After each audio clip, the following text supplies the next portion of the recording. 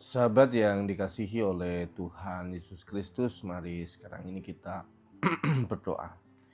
Bapa kami yang di surga, kami bersyukur untuk kesempatan kami menghayati firman-Mu. Nyatakanlah kebenaran sabda-Mu kepada kami. Kami mohon dalam nama Bapa, Putra, dan Roh Kudus. Amin.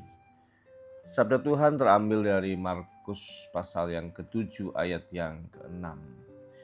Bangsa ini memuliakan aku dengan bibirnya, padahal hatinya jauh daripadaku.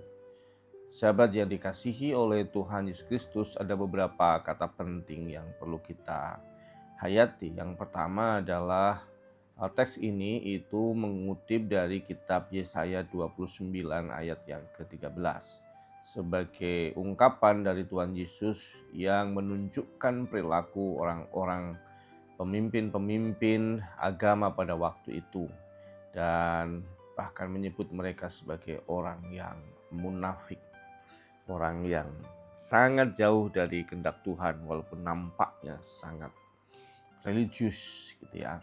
Ada beberapa kata. Yang pertama adalah kata memuliakan. Itu artinya memberikan rasa hormat yang tinggi pada level yang sangat tinggi. Artinya menghormati Tuhan itu berarti menundukkan sepenuhnya seluruh kehidupan kita kepada Tuhan, sang pemilik otoritas tertinggi itu, gitu.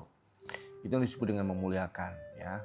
Tapi kalau kemudian memuliakan hanya dengan bibirnya, ya dia puji-pujinya tinggi banget gitu, tapi kelakuannya nggak nuruti apa yang jadi kehendak pihak yang dipuji itu, gitu ya.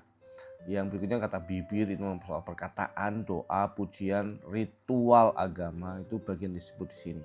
Kata bibir, kata shaileshin itu artinya seperti itu. Yang soal hati, kardia, itu punya makna dalam konteks budaya pada waktu itu. Kalau ngomong soal hati itu artinya pusat kemauan, pusat pikiran, pusat kasih. Jadi kalau kemudian orang mengasihi Tuhan dengan sepenuh hati, artinya sepenuh kemauannya dia, seluruh pikirannya, seluruh kasihnya gitu. Dan ada kata jauh atau jarak antara ucapan yang memuliakan Tuhan dengan hati di mana tidak ada kemauan, nggak ada pikiran mikirin Tuhan, nggak ada kasih untuk menjalankan kehendak Tuhan. Nah pertanyaannya kan gini, kalau bibirnya itu memuliakan Tuhan, hatinya jauh dari Tuhan, jauhnya itu berarti dekat kemana gitu kan? Di mana pusat kemauannya, di mana pusat pikirannya, dan di mana pusat kasihnya? Mari kita cek. Bisa saja pusatnya itu adalah dirinya sendiri. Dia memuliakan Tuhan supaya dilihat orang dan dia berharga karena itu.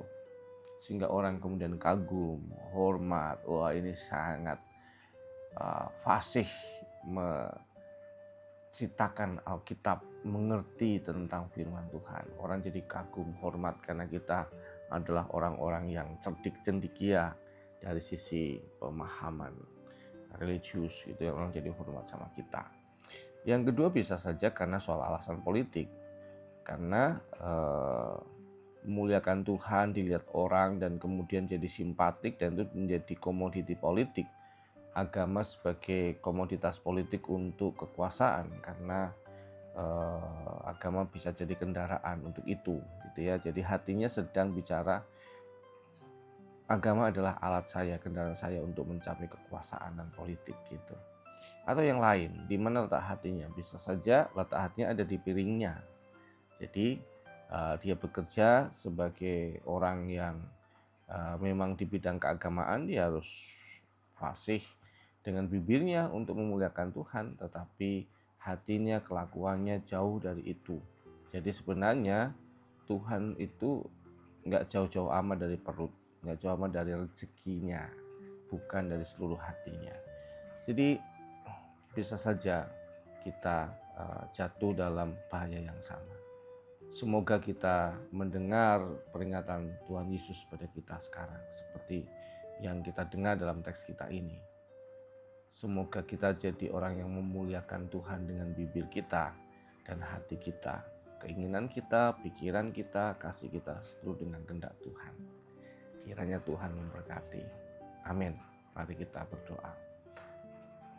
Bapa kami yang di surga, dikuduskanlah namamu, datanglah kerajaanmu, jadilah kehendak-Mu di bumi seperti di surga. Berikanlah kami pada hari ini makanan kami yang secukupnya, dan ampunilah kami akan kesalahan kami, seperti kami juga mengampuni orang bersalah pada kami. Dan jangan bawa kami dalam cobaan, tapi lepaskanlah kami daripada yang jahat. Karena Engkau yang punya kerajaan dan kuasa dan kemuliaan sampai selama-lamanya. Amin. Pertolongan dan kasih Tuhan menyertai setiap sahabat. Dalam nama Bapa, Putra, dan Roh Kudus. Amin.